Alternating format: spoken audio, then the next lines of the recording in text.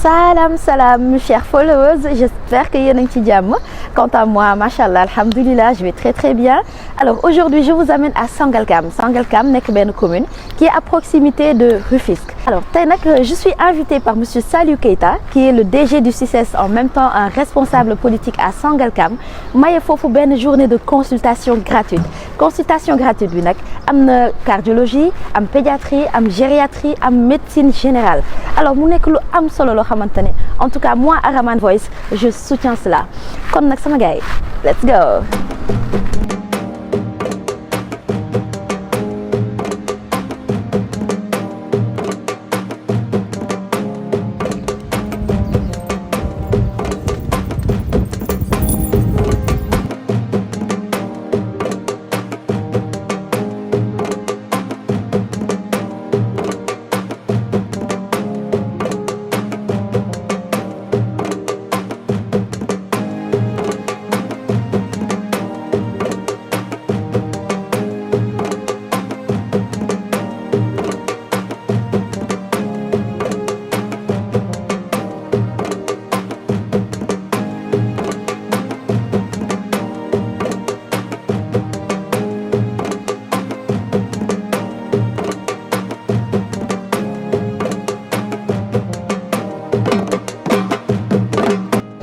nit ku am njariñ la nit ku bari njariñ la waxuñu ko dang waxu puukare wala waxu àdduna dafa fekk mu jëfee ko moo tax ñu koy wax si population bi mu ngi dimbali bu baax tey jii li mu ñu indi ni fii ci Lébu gi surtout ci poste de santé bi fii lu jafeñ la lu ñu yàgg bëgg la boo xoolee tey ji poste de santé bi mu fees del mag ñi ñëw nañu xale yi ñëw nañu ndaw yi ñëw nañu ñëpp ñëw nañu pour lan suñu wér-gu-yaram maa ngi ni consulté nañ ma léegi jox ma samay garab kon ñu ngi sant yàlla bu baax a baax di ñaan yàlla taxawaayam yàlla na ko yàlla gën a dëgëral liñ ko président sant mi ngi ci waaw mooy mu dimbali askan wi mu ngi ñuy dimbali yàlla na yàlla fay ko. monsieur Keita mi Saliou li mu ñu indil tey c'est une aubaine pour la population pour la cité parce que lii lu ñu jafe la woon avant poste bi nekk fii. pour faju jafe na parce que clinique yi dañoo sori ñu nekk Kër Massar yi nekk Tëngéej alors boo demee il faut nga débourser 5000 francs ce n'est pas à la portée de n'importe quel type de population donc yàlla def président andil ñu poste bi ndawam ñëw fii encore xéwaluñu bés bu mel nii ñu dañ koy sant di sant nag ñu koy te mi nga xam ne lépp ci moom la jaare mu taxawu ko am war na yéenam ci cité bi ñu dañ koy ñaanal en tout cas ñu ngi ñaan mu amaat ay yeneen journée fii parce que population bi soxla nañ ko donc xale yu bëgg li ñuy def la yërëm nañ population bi jëkk nañ population bi mais leen di ñaanal nag ñu renforcer leen jox leen doole. fi mu jàpp foofu la bu mu bàyyi lii muy def nii parce que yàlla la liggéey te mi ngi liggéey ci nit ñi te yàlla moo ko santaane sëriñ mi mooy suñu imam xam ne li diine wax ci ku taxawu nit ñi safan ca kaw rek. incha allah ajjuma bii passé muy ajjuma démb bi juma jële nekk fële si biir quartier bi juma bi nekk ci marine bi moo ko équipé def ci ay moquette ñu peinture ko defar ko ba juma ji rafet suñu juma ngi nii nag lancé naa la appel de suñu juma ngi nii bëgg nañ mu yegg incha allah pour financer les femmes dimbali leen jàppale leen kon nag yàlla na yàlla dëgëral taxawaayam dana ko yàlla fay. waaw Saliou Keita moom suñu Saliou Keita la vraiment mi ngi ñuy jàppale mi ngi jàppale jigéen yi dañuy jàppale vraiment ñun waa Lébu gi mi ngi ñuy taxaw daal ci lépp macha allah yal na yàlla yàgg a taxaw consultation moom macha allah xool nañu sunu yaram yëpp vraiment loo xam dañu daan dem di ko fay ay xaas bu bëri léegi nga ñëw consulté fayoo dara ñu pare jox la garab jox la say kii xool la daal te fayoo dara wax dëgg yàlla macha allah sant nañ ko vraiment. mu gën a jàppale jeune Lébu yi maire Lébu yi jigéenu Lébu yi macha allah yal na ko yàlla jàppale daal. merci beaucoup di gën a góorgóorlu bu baax. wax dëgg bi ñu dégg affaire bi si télé bi mën laa ko gis ñaari yoon ba ñetti yoon ñu koy publicité mën na ba soobee yàlla le 18 dinaa ñëw man ak sama rakk juñ ñëw wax dëgg seet nañu xale yi fi nekk baax nañu may nañu ay garab dañuy yokk Saliou Keita yal na ko yokk yal na ko yàlla may mu yokk ba yëkkal yal na ko yàlla suturaal lu mu bëgg yàlla na ko yàlla defal faj nañu suñu xol sedd na. am naa samay garab tension ak rhumatisme bi yëpp ak arthrose yëpp am naa ko waaw. yëpp am na jërëjëf. loo koy ñaax nag. ah mu yokk ba yëkk rek bu soobee yàlla ñu ngi si gannaaw. ñu ngi si gannaaw ñoo far.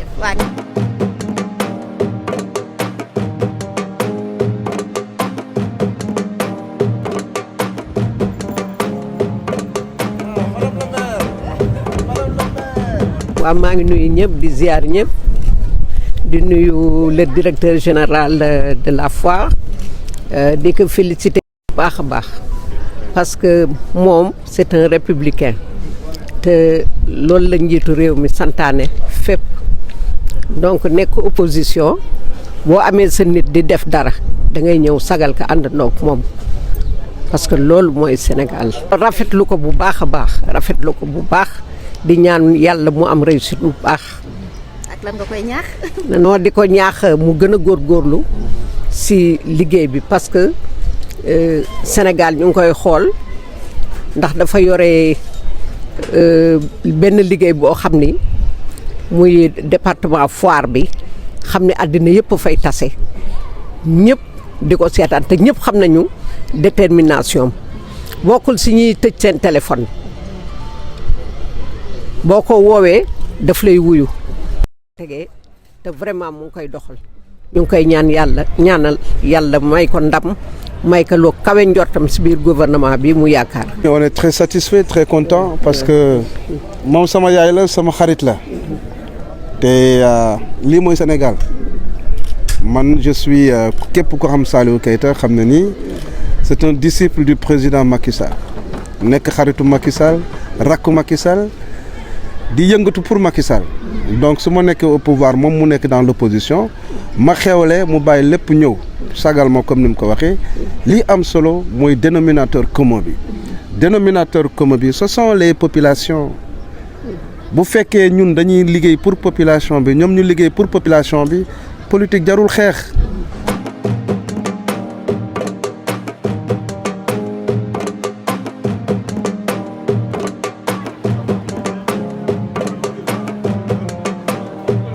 bés bi ñu ngi ci kontaan bu baax te ñu ngi sant sëñ Saliou mi organisé lii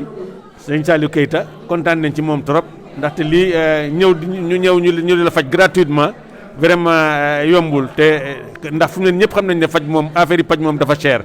te comme moom jëfal nañu moom mu indil ñu ci koñ bi suñ koñ bi ne ñu faj ñu gratuitement vraiment ñu ngi koy sant di ko gërëm nee na sax après day continuer parce que mu ne dina indi ay ophtalmologue ñoo xam ne ñi pour faj bët yeeg yooyu itam yëpp dina ko fi indi. loolu indi ko fi tey mais indi nañ fi cardiologue indi fi généraliste indi fi ñu bare ñoo xam ne ñi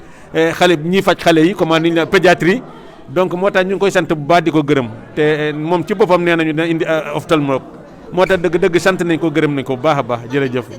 taxawaay bi ci santé bi vraiment kontaan nañ ci moom trop vraiment waa koñ bi daal ñu ngi koy sant di ko gërëm jërëjëf.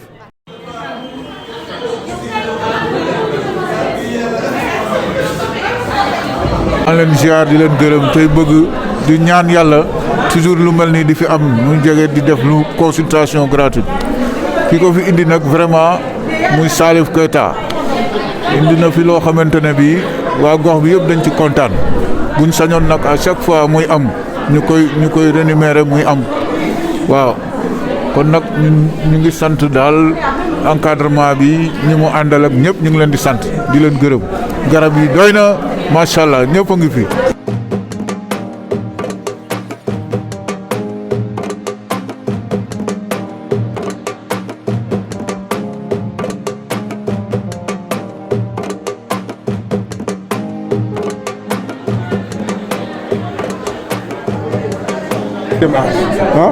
Ça c'est le service d'accueil pour accueillir le monde qui vient se faire consulter par les praticiens. Après, on va vers des patients pour voir ceux qui vont aller se faire consulter en médecine générale, ceux qui vont aller se faire consulter en cardiologie, ceux qui vont aller se faire consulter en pédiatrie et ceux qui vont aller se faire consulter pour les personnes du troisième âge. Donc là, c'est le service pour dispatcher les patients qui viennent se faire consulter. Après, il y aura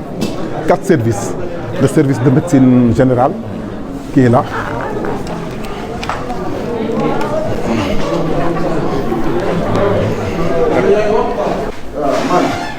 Ça, c'est le service de médecine générale. C'est le docteur Man Diouf. Mané Diagne Diouf. C'est le service de médecine générale. Je pense que c'est une bonne chose, vraiment, parce que la population en a besoin. Depuis ce matin, on a reçu pas mal de jeunes qui viennent consulter pour des pathologies vraiment disperses. Voilà. Donc, en espérant que ça sera quelque chose qu'on va pérenniser et faire de façon vraiment récurrente.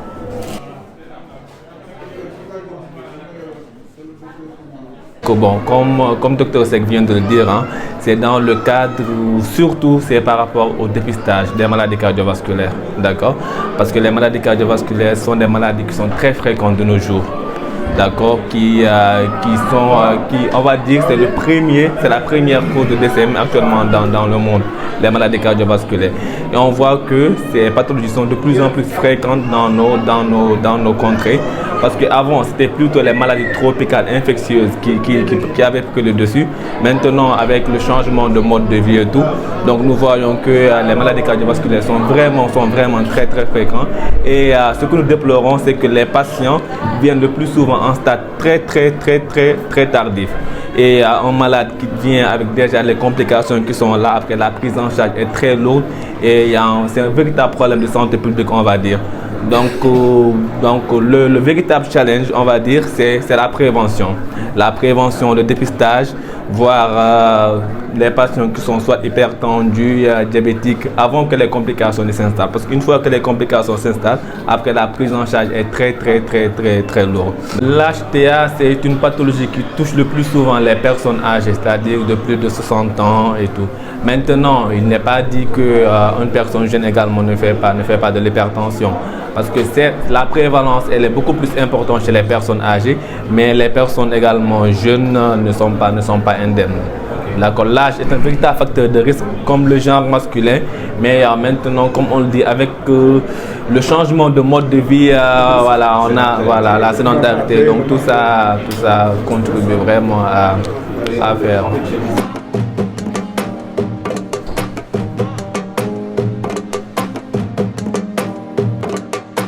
Depuis ce matin, on a eu à consulter des enfants,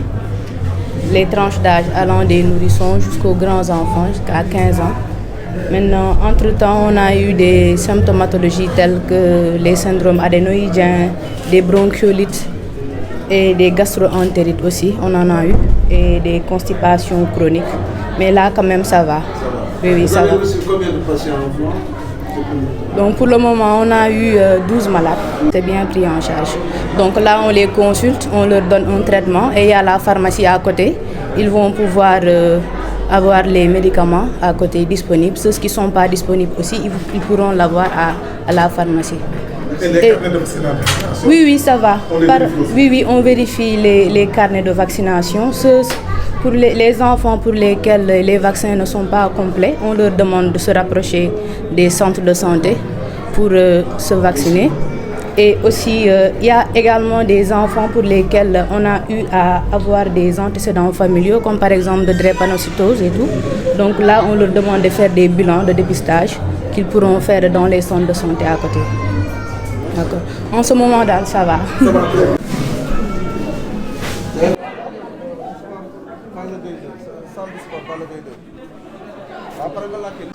La prise en charge se fait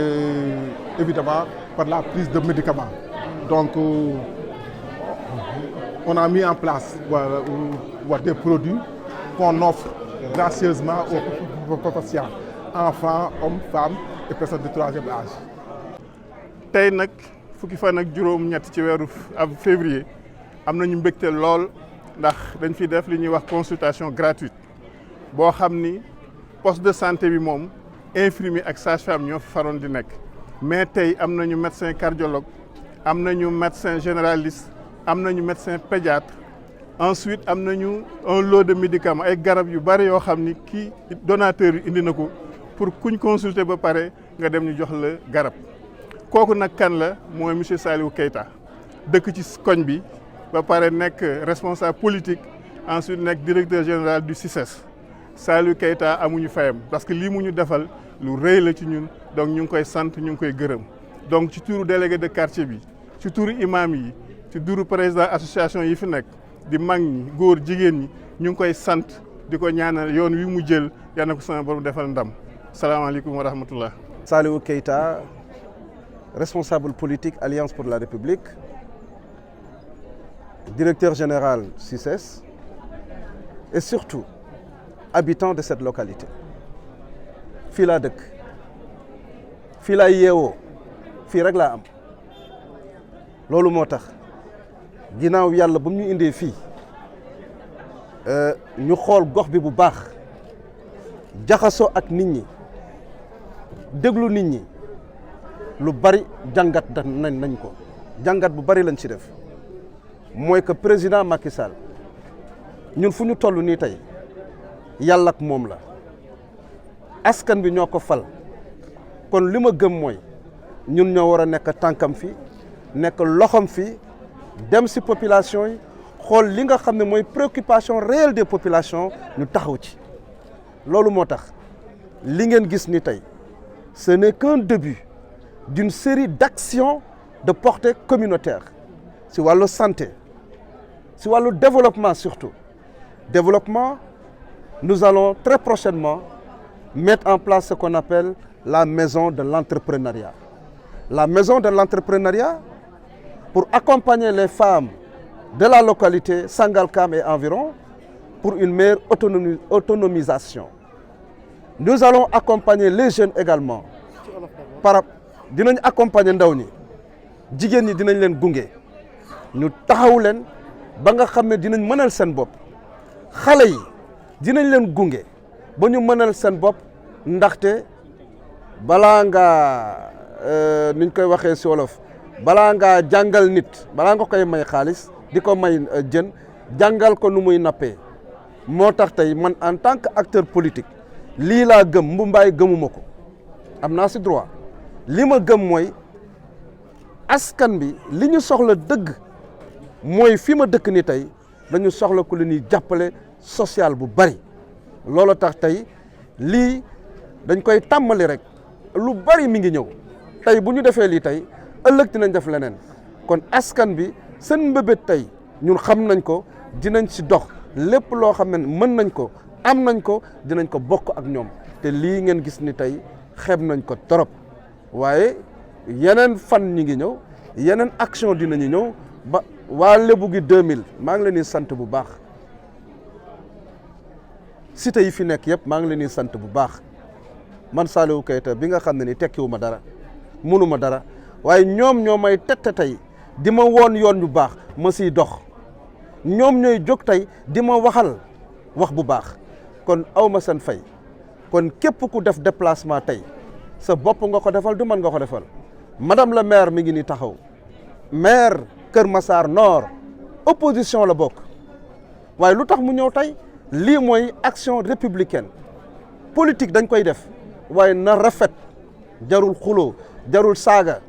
jarul leneen ndaxte bu fekkee askan bi rek ñoo la tax a jóg lu baax rek moo la tax a jóg nekkal si lu baax loolu mais yaa ngi bëgg a def lu baax waaye yaa ngi bëgg a def fitne pour dem si lu baax loolu mënta nekk kon madame la maire ñu ngi lay gërëm di la sant kii nga xam ne tey moo wax moom si sant lay liggéey dëkk si gox bi muy Moussa Ndiaye sunu mag aussi li mu wax dëgg ngeen ko yëpp dina am suivi parce que duñu leen dajale tey rek xool leen jox leen garab ñu dem ñu seetaan leen ñi nga xam ne ni tey am nañu problème mu tension amuñu xaalis pour jënd garab yi wax naa médecin yi nañ ma defal seen liste am seen numéro mais ñu leen di jàppale si garab yi saa yi ñu ko mënee rek loolu rek moo ñu tax a jóg. parce que wax naa ko nekk man ñaar laay jàppe nit muy wax ak jëf parce que Moussa Keita waxam ak jëfam dafa ànd ma ne ko sa wax ak sa jëf bés bu ñu bàyyante woon mu ne ma ne ko Moussa Keita doo ma ci gis ku neex a àndal la ku dëggu la parce que portable am du tëju man dama daan politique am na ñoo xam ne leader yoo xam boo leen oowee duñ la uyu boo leen oowee par exemple duñ la faale par exemple parce que politique par exemple dox la ak wax ak léegi ki nga mën a dimbali nga dimbali ko te Moussa Keita mii la mën a la ci loolu la nekk mu ngi dox mu ngi wax ñëw na Njakiraan ñaari yoon te nee na dina fa ñëwaat li ma yéem si moom dafa ne dina may jàkka waa cité bi mais bi mu ko waxee ak bi mu paree si jàkka bi mais dafa yàggul fi mu ko waxee fi mu ko defee benn la ma xool ko ba si yàgg ne que yow Moussa Keita yow de ku la jàppalewul xam nga kan la war a jàppale. kii ñun ay anciens militaires lan de ñun dara fekkul suñu bët par exemple waaye ba mu fa ñëwee ne nangam ne jigéen ñi nangam ma ne ko Moussa Keita mu ne ma ne ko jigéen ñi laa am moo tax ma nekkati comme ni mu wax léegi ma ne ko jàppaleel jigéen ñi. copain dama ne la bu leen neexee chaque jour ngeen ñëw Njaxiraat nu def porte à porte ngeen xool nun ñooy ñaan Njaxiraat nun tëjuñu suñuy bunta olof da ne boo amee bokkalax say mbokk boo jeexalee doo rus mais boo amee nga beru am na bés boo xam ne bi di nga soxla juróomi dërëm xorom mu tëla boo amee bokkalax say mbokk nun Njaxiraat noonu la ñu dëkkee par exemple man dama lay wax ne la Njaxiraat du ma bàkku de duggal Njaxiraat nga ne kan mooy géey dëpp